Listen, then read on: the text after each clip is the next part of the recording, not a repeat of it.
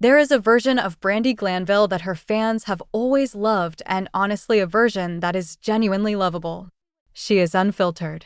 She is funny. You are angry spice. What are you? I'm just exactly. She will say exactly what everyone in the room is thinking, but too polished to voice out loud. She walked into the Real Housewives of Beverly Hills as a recently betrayed ex-wife with nothing to lose and a wine glass in one hand.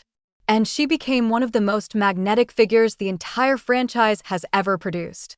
She was raw. She was honest. She had been publicly humiliated by her ex-husband's very famous affair, and instead of retreating, she walked onto television and dared the world to judge her. People did not judge her. They loved her. But here is the thing about Brandi Glanville. The same qualities that make people root for her, the impulsiveness, the no-filter having, the willingness to say the unsayable have also been responsible for some of the most genuinely troubling moments in Real Housewives history.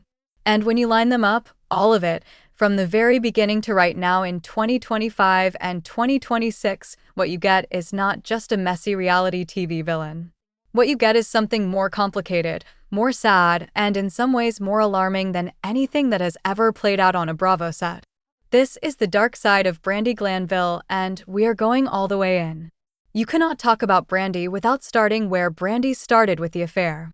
In 2009, news broke that Eddie, her husband of 8 years and the father of her 2 sons, Mason and Jake, had been having an affair with country singer LeAnn Rimes.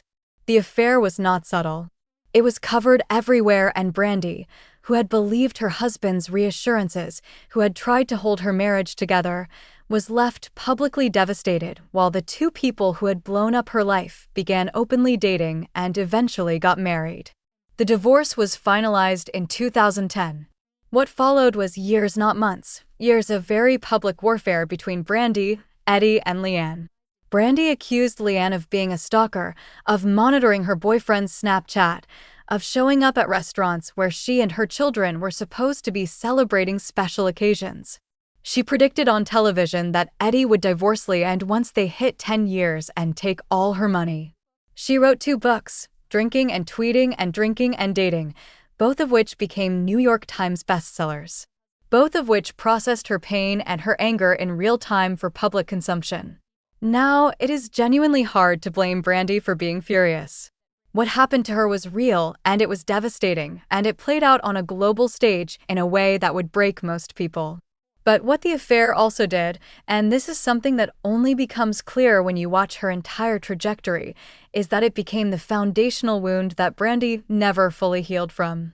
Everything that came afterward, every chaotic behavior, every misfired comment, every nuclear explosion on or off camera, carries the fingerprints of a woman who is shattered at her core and spent years trying to rebuild herself in a very, very public way with very, very few guardrails. Season 2 of RHOBH was when the watching world first got to see the Brandi who would define the next decade of her public life. And it was also when the first red flags appeared that would follow her forever. During a cast game night, she got into a screaming fight with Kim Richards, whose behavior that night was objectively strange and concerning. And Brandi responded by accusing Kim on camera of doing crystal meth in the bathroom. Not hinting, not implying, accusing directly. Kim called her a pig. Brandi called her a drug addict.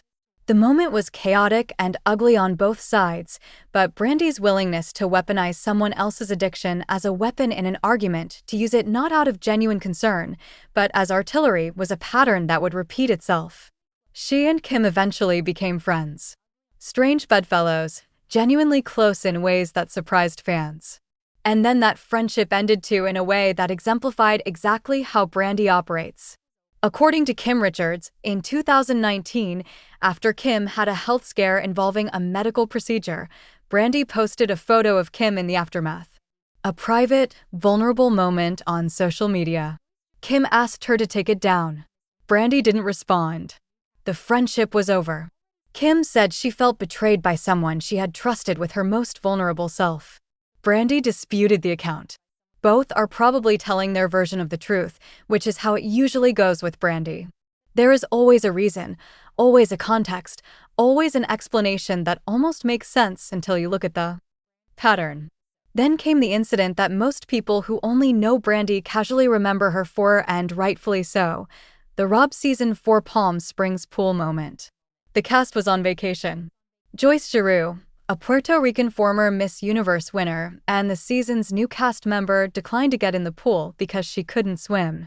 Brandi, already several glasses in, said, and this is a direct quote from the episode, "You're a black person." The room went silent.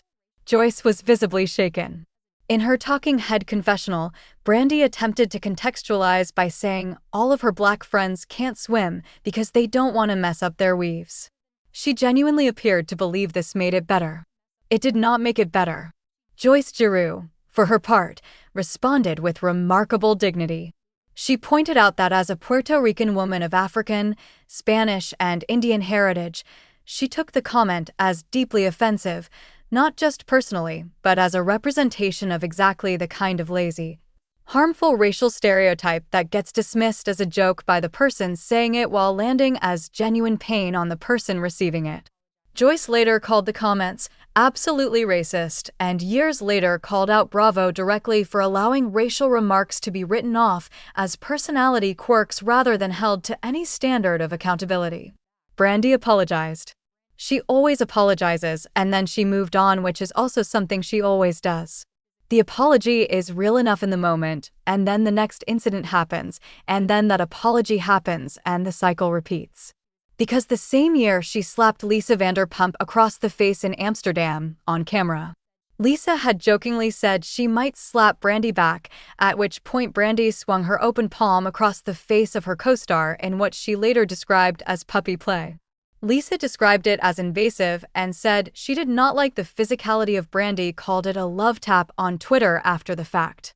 Lisa said years later that getting slapped was the first thing that came to mind when she was asked about her most embarrassing TV moment. Brandi later called it puppy play and moved on. That same Amsterdam episode produced another moment worth examining. At dinner, Brandi went around the table helping her castmates by announcing their perceived personal flaws to the group. She called out her own excessive drinking, Lisa Vanderpump's alleged promiscuity, and in an inspired act of chaos pointed at Eileen Davidson and said, "You being a homewrecker," referring to the circumstances under which Eileen had started her relationship with her husband. Eileen, who had never personally wronged Brandi in any way, fired back hard. "Don't call me a effing homewrecker."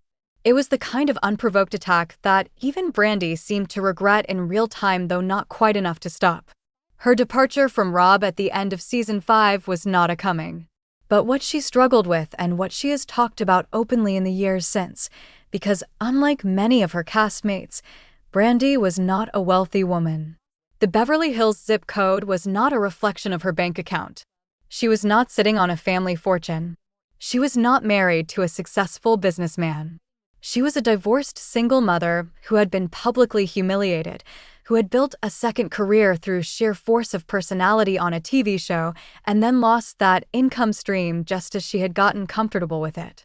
That financial vulnerability would shadow everything that came after. When she returned for the Real Housewives Ultimate Girls Trip Ex-Wives Club in 2022, it was supposed to be a redemption arc. A chance for fans to see a more evolved Brandi, older, wiser, mellowed. Instead, what they got was Brandi at Bluestone Manor, fighting with Taylor Armstrong within hours of arriving, getting into screaming matches with Vicki Gunvalson, and eventually producing what several of her castmates called one of the most disgusting moments in the history of the franchise. Taylor Armstrong had been on RHOBH during Season 2, the same season in which her then-husband Russell Armstrong, who had been physically abusive, died by suicide. It was one of the most genuinely heavy storylines in franchise history. Taylor had written a book about surviving domestic abuse. She had rebuilt her life. She had remarried, and she had agreed to appear alongside Brandi, who had also been on that season. During a dinner argument at Bluestone Manor over whether Brandi's presence on RHOBH had been valuable, Taylor called her a little cinnamon stick in an otherwise successful pot. Brandi, not to be outdone, began a sentence directed at Taylor. "Were you successful 'cause your husband, production cut the audio, cut the camera?" The sentence was never finished on television, but the implication was clear enough. Brandi was using Russell Armstrong's suicide, a man's death, A woman's trauma, a child's loss as a punchline in an argument about television ratings. Dorinda Medley said Brandi was weaponizing death. Even Vicki Gunvalson, who had been fighting with Brandi all week, went quiet. Production had to mute the audio and cut the footage, which is itself extraordinary. These shows do not usually protect their cast from themselves. And yet this was too much even for Bravo to air in full. Brandi later tried to contextualize the remark that she was referencing how hard that season was for her personally, not referencing Russell's death specifically. Taylor Armstrong said she was kind of speechless hearing it. I couldn't believe that she was saying that was like the hardest year of her life after everything that I went through and my daughter went through. She said she had never seen it coming. And then came Morocco and everything fell apart in ways that are still unresolved. In January 2023, Brandi was filming the 4th season of Real Housewives' Ultimate Girls Trip in Marrakesh with Caroline Manzo, Phaedra Parks, Camille Grammer, Gretchen Rossi. What happened there has been the subject of a lawsuit, multiple conflicting public statements, and an entire season of television that Bravo filmed, edited, and then never aired.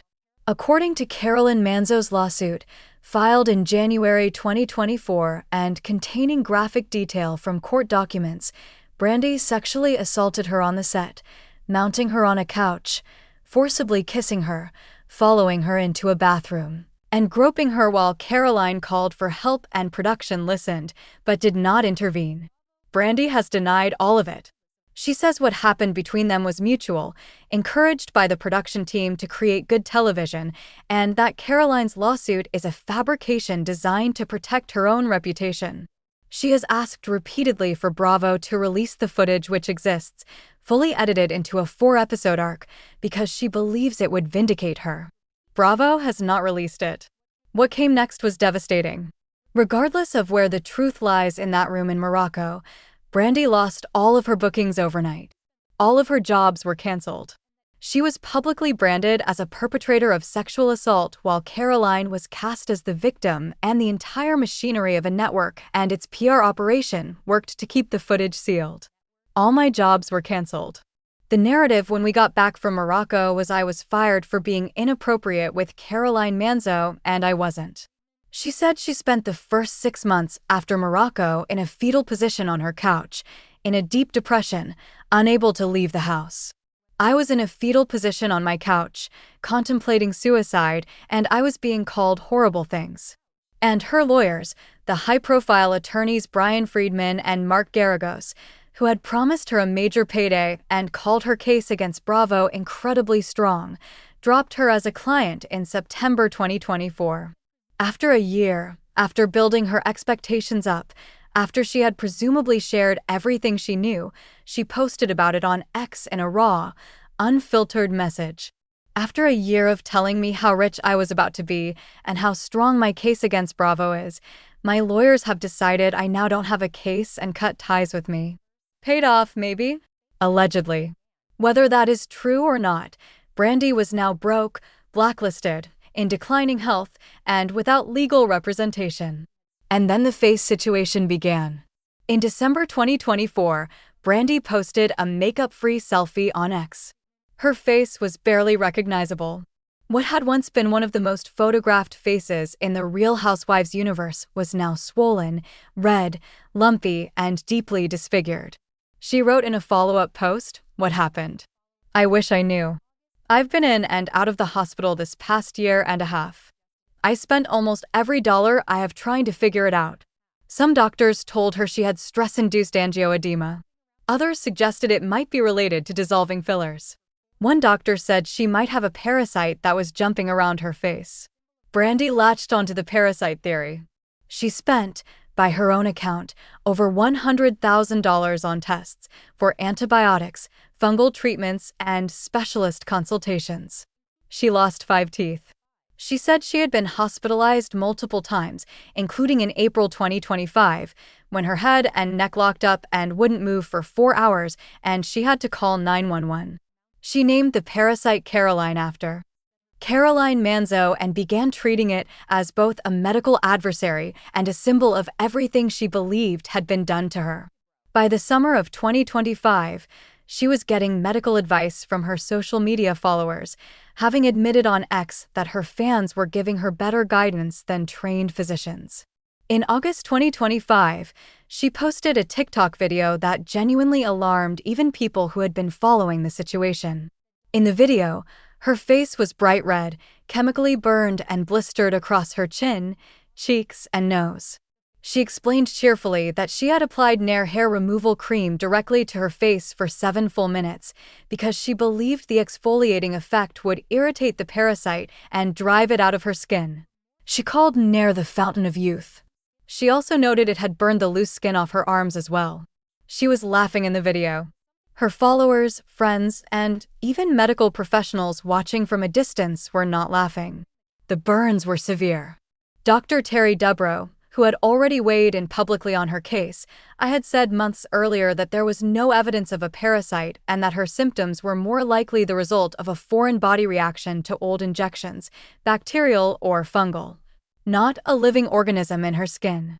The possibility of delusional parasitosis, a condition where a person genuinely believes they are infested with parasites despite no medical evidence, was being raised by observers, carefully and with concern. The truth, it turned out, was something different and simultaneously simpler and more complicated. In February 2026, Brandi revealed to TMZ that doctors had finally identified the source of her problem. Her breast implants had ruptured. The silicone had leaked into her body, clogging her lymph nodes, triggering the cascading immune response, the facial swelling, the infections, the tooth loss, the years of deterioration. She had the implants removed and replaced, began laser treatments on her face, and started showing visible improvement. She looked better than she had in years. She said simply, "If it ain't broke, don't fix it." When asked why she had kept the implants so long despite the problems, there is something genuinely tragic about that answer. Because the whole arc, the parasite theory, naming it Caroline, the Nair on her face, the social media medical advice, the $100,000 spent on tests that never found anything, was all happening while the actual answer was inside her own body, hiding in plain sight. And that is Brandi Glanville's story, really. All of it.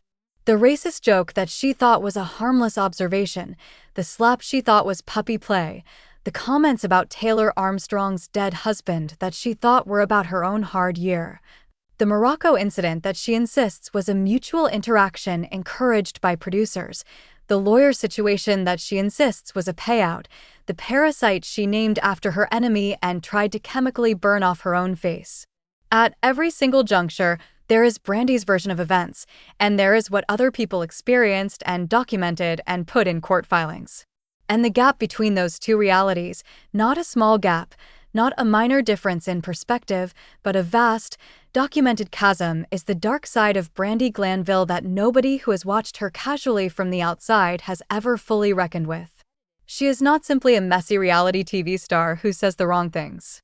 She is a woman with genuine wounds who has caused genuine harm to real people and who has also suffered real harm herself and who has never, not once, not in 13 years of reality television, developed the self-awareness or the support system or the internal brakes to stop the cycle before it destroys something she cannot get back. She said it herself in 2026, looking back at everything. "I'm a knee-jerk reaction person, and I wish I could change that about myself because I think my life would have gone in a lot of better directions. But it is what it is. It is what it is." That might be the most honest and most heartbreaking thing Brandi Glanville has ever said.